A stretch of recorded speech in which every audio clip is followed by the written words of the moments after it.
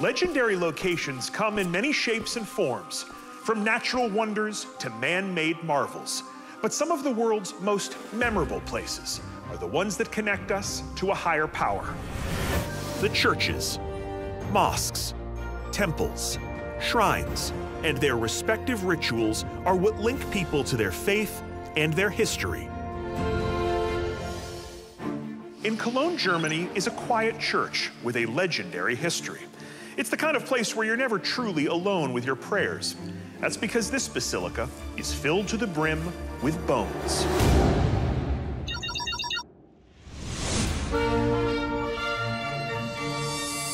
The city of Cologne is church central, with the highest density of churches north of the Alps. But there's one place of worship in town that stands out among the rest. This is the Basilica of St. Ursula. It was built in the 11th century and is named after a woman whose life and death are steeped in a legend that seems beyond belief.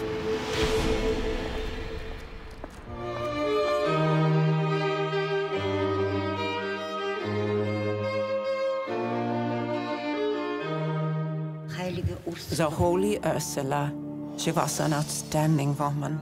We cherish her very much. We have her in our hearts. We like coming here to pray for her. The legend goes like this. Back around 300 AD, a young princess in Britain named Ursula was presented with a slew of potential suitors, many of them pagan. But being an independent 4th century Christian woman, Ursula was having none of it. She never wants that. She wants to be free, and she's convincing her parents to do a pilgrimage to Rome.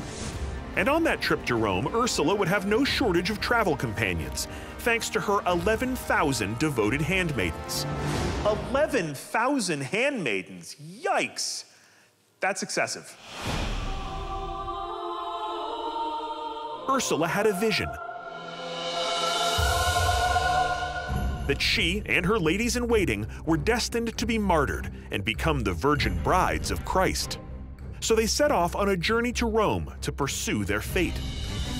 And unfortunately, they found it when they encountered a mob of Huns from Central Asia. And they did not want to get married to the Huns, and so they were all killed for the Christian faith.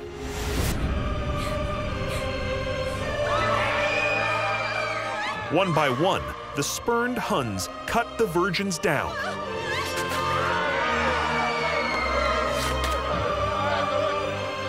Ursula last of all, with an arrow through the heart. Fast forward to the 12th century. Thousands of bones are found next to the church. Believing that these are bones connected to the legend of St. Ursula, the locals expand the building with a room to house and honor the relics. They call it the Golden Chamber. There are those, however, who doubt the authenticity of the story.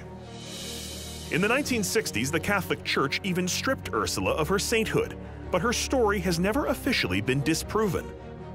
So now, I've arranged for bone expert Anna Marshner to meet the exhibit's conservationist and perform a forensic inspection of the bones for the very first time. So let's go in.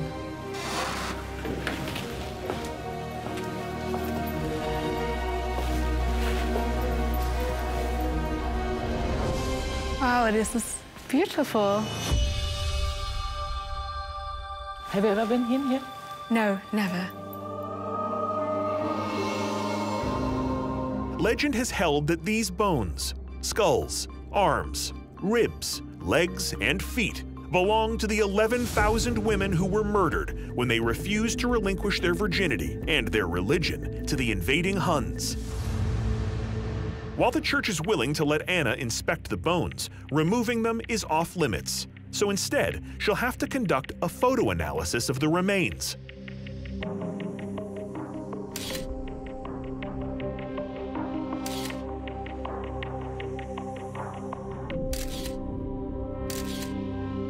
And before long, one of the shots reveals an important clue. What do we have here? I just want to check out this one. And now I have a picture of the pelvis. It's like a nice V shape. Could be maybe a male one, whereas we have some which are a bit more U-shaped, probably a female one. So we have a nice mix of everyone here. That could be evidence that this isn't the resting place of the 11,000 virgins, but a relic found along the lower wall might tell a different story. What really is very interesting to me is this particular skull. This one may be a very robust woman. What is so obvious are these wounds.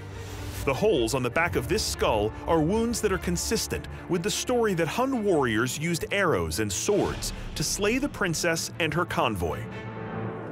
This could be a direct sign for the legend of Saint Ursula and her martyrs. So this is actually evidence for it.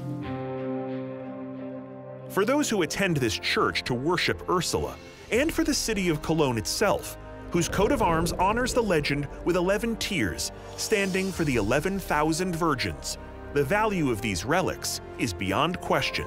So what is your personal opinion about this chamber? I think it's a treasure.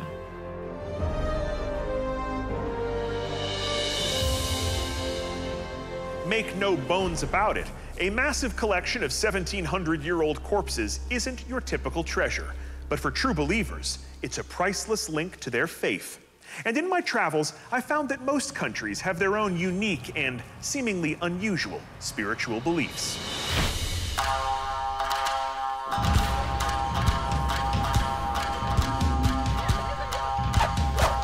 Take, for example, Japan, hands down one of my favorite places on Earth. As outsiders, we've heard a lot about this country, and much of it is true. It can be crowded, sometimes crazy, and it's a veritable feast for every one of the senses. Oh, you still got some fight left in him there. But there are locations in Japan so mystical, so deeply spiritual, they cast a spell over visitors, making them believe in legends of ghosts, monsters, and portals to other worlds. And at the base of Mount Fuji, there's one place that may even hold actual proof that these myths are more than legend.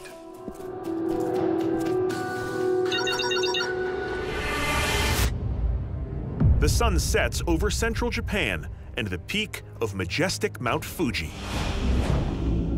At the foot of Fuji, Shugendo masters at the Asama Shrine conduct a ceremony to communicate with the area's nature spirits, also known as kami.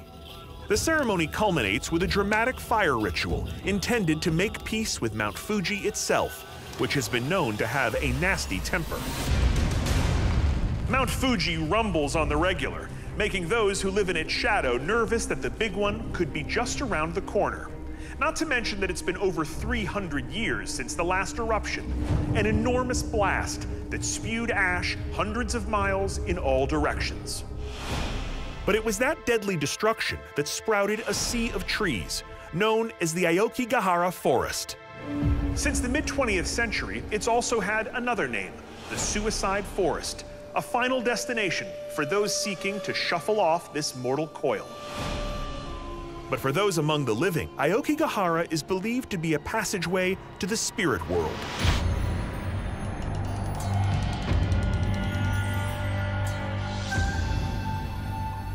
Japanese culture professor William Reed has brought research assistant Chloe Ramirez to Aokigahara to investigate reports of mysterious activity.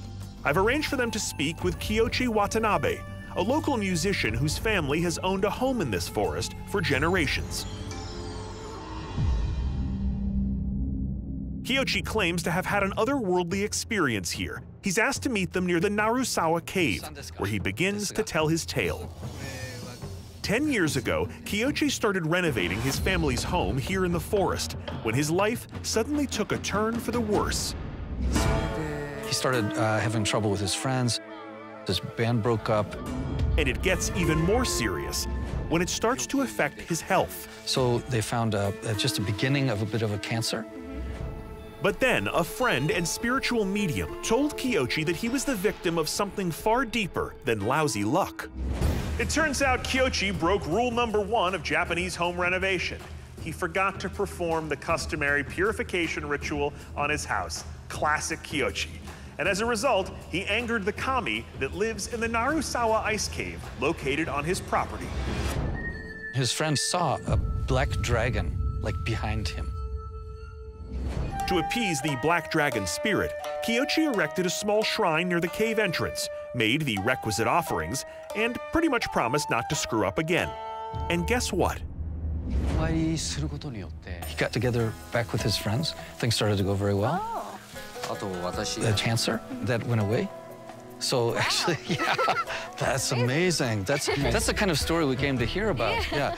Ever since his reversal of fortune, Kiyoshi makes a daily ceremonial offering to the black dragon spirit inside the ice cave.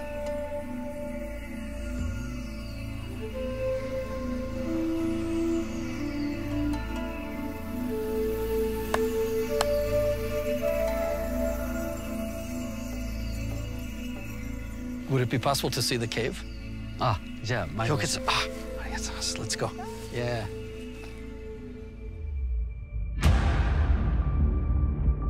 William and Chloe descend into the 70-foot deep cave, into what the Japanese consider a gateway to another world and a realm of the unknown.